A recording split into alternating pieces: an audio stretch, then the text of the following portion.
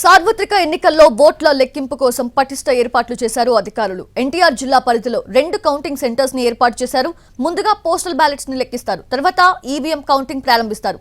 సమస్యాత్మక నియోజకవర్గాల్లో రిజల్ట్ వచ్చిన తర్వాత అవాంఛనీయ సంఘటనలు తలెత్తకుండా జాగ్రత్తలు తీసుకుంటున్నామంటున్న ఎన్టీఆర్ జిల్లా కలెక్టర్ తో మా ప్రతినిధి రామ్ ఫేస్ టు ఫేస్. ఇప్పుడు చూద్దాం. జూన్ 4వ తారీఖున కౌంటింగ్ ప్రక్రియ అయితే ప్రారంభమయ్యి పూర్తిగా ఆ రోజు కంప్లీట్ గా డే మొత్తం కౌంటింగ్ జరగబోతుంది.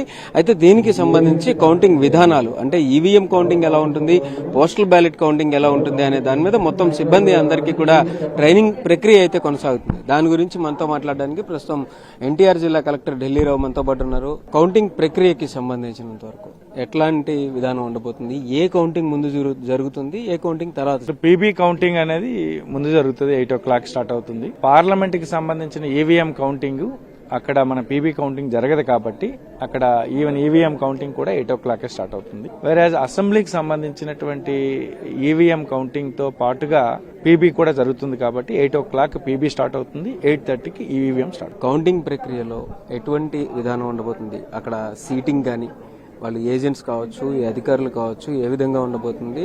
అక్కడ ఏ రకమైన డిస్టర్బెన్స్ రాకుండా ఎలాంటి చర్యలు తీసుకుంటారు? అంటే కౌంటింగ్ హాల్లో చాలా పర్ఫెక్ట్ గా మెష్ అనేటువంటి చాలా గట్టిగా వేసాము. కౌంటింగ్ ఏజెంట్స్ కూర్చోడానికి ప్రాపర్ గా అనేటువంటి వాళ్ళకి చైర్స్ వేసాము. ప్రాపర్ గా ఇటుపక్క మెష్ కి ఇటుపక్క కౌంటింగ్ స్టాఫ్ కూర్చోడానికి, వాళ్ళు ఇటువైపు వాళ్ళు అటు వెళ్ళడానికి, అటువైపు వాళ్ళు ఇటు రావడానికి వీలు పడదు కాబట్టి అక్కడ కూడా ఎటువంటి గొడవలు అలాంటి స్కోప్ అనేటువంటిది అక్కడ ఎటువంటిది ఉండదు. కంప్లీట్ సీసీటీవీ కెమెరాస్ తో అనేటువంటి ఉంటుంది. ఎంటైర్ బిల్డింగ్ అంతా కూడా సిఆర్పీఎఫ్ కంట్రోల్ అనేటువంటి ఉంటుంది. అవుటర్ ఎంటైర్ ప్రెమిసెస్ అంతా కూడా state armed police, civil police control అనేటువంటి ఉంటుంది.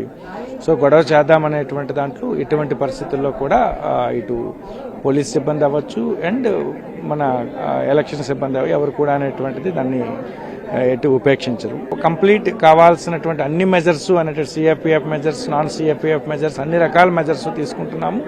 Counting hall as per SOP ఎలా ఉందో ఆ విధంగా చేస్తాం. ఇన్వాలిడ్ బ్యాలెట్ ని కూడా వ్యాలిడ్ అని మెన్షన్ చేస్తూ ఒకవేళ ఏజెంట్స్ కనుక వాళ్ళ రిమార్క్స్ ఇస్తే దాని మీద కౌంటర్ వెరిఫికేషన్ అక్కడ ఎవరికి ఫైనల్ అథారిటీ ఉంటుంది, లేదంటే అది దాన్ని తర్వాత చూడడం జరుగుతుందా?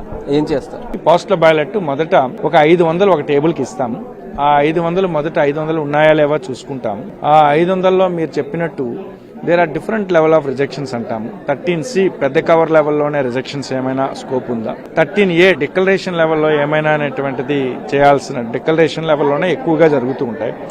అంటే ఆ ఎలక్టర్ సిగ్నేచర్ లేదనో, లేకపోతే ఆ బ్యాలెట్ నెంబరు సీరియల్ నెంబర్ వేయలేదనో, లేకపోతే అటెస్టేషన్ చేయలేదనో, అటెస్టేషన్ చేస్తే డిజిగ్నేషన్ డీటెయిల్స్ లేవనో, ఇలా 13A డిక్లరేషన్ ఉంటుంది. ఒక్కోసారి 13A డిక్లరేషన్ ఉండదు.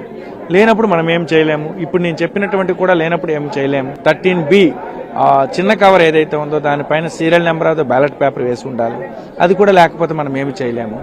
దెన్ మీరు చెప్పినట్టు ఇదంతా అయిపోయిన తర్వాత అప్పుడు బ్యాలెట్ ఓపెన్ చేశాక ఆ బ్యాలెట్లో మార్క్ చేశారా, మార్క్ చేయలేదా, ఒకరికన్నా ఎక్కువ చేశారా, లేకపోతే మార్క్ చేసి సిగ్నేచర్ చేశారా, ఇలాంటి ఇష్యూస్ అన్ని వస్తాయి. సమస్యాత్మక ప్రాంతాల్లో ఉండేటటువంటి నియోజకవర్గాల యొక్క కౌంటింగ్ పూర్తయిన తర్వాత దానికి సంబంధించినటువంటి రిజల్ట్ డిక్లేర్ చేసేటప్పుడు ఎలాంటి జాగ్రత్తలు తీసుకోబోతున్నారు?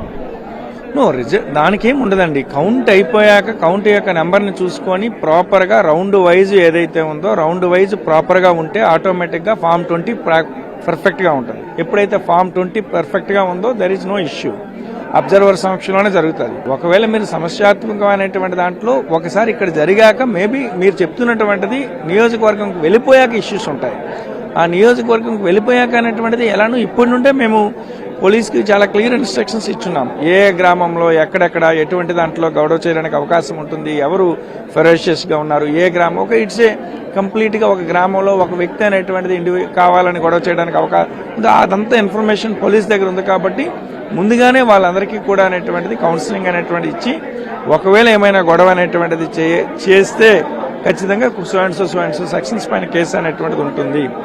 సో అది పరిస్థితి. సమస్యాత్మక ప్రాంతాల్లో కూడా పూర్తి జాగ్రత్తలు తీసుకున్నాము. కౌంటింగ్ ప్రక్రియకి సంబంధించినంత వరకు అన్ని ఏర్పాట్లు చేయడం జరిగింది. అయితే ఎక్కడైనా కూడా చిన్న మైన్యూట్ డిఫరెన్స్ ఉన్నట్టయితే కనుక ఖచ్చితంగా పోస్టల్ బ్యాలెట్ కి సంబంధించి రీకౌంటింగ్ ఉంటుంది.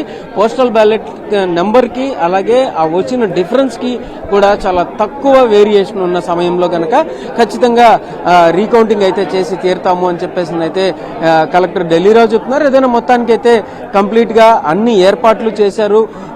సమస్యాత్మక ప్రదేశాలు, సమస్యాత్మక ప్రాంతాలు అనేటువంటి వాటి మీద కంట్రోల్ కోసం ఒక ప్రత్యేకమైనటువంటి విధానాన్ని, ప్లానింగ్ ని కూడా చేసుకున్నామని అయితే కలెక్టర్ ఢిల్లీరావు అంటున్నారు. కెమెరా పర్సన్ నానితో రామ్, ఎన్టీవీ, విజయవాడ నుంచి.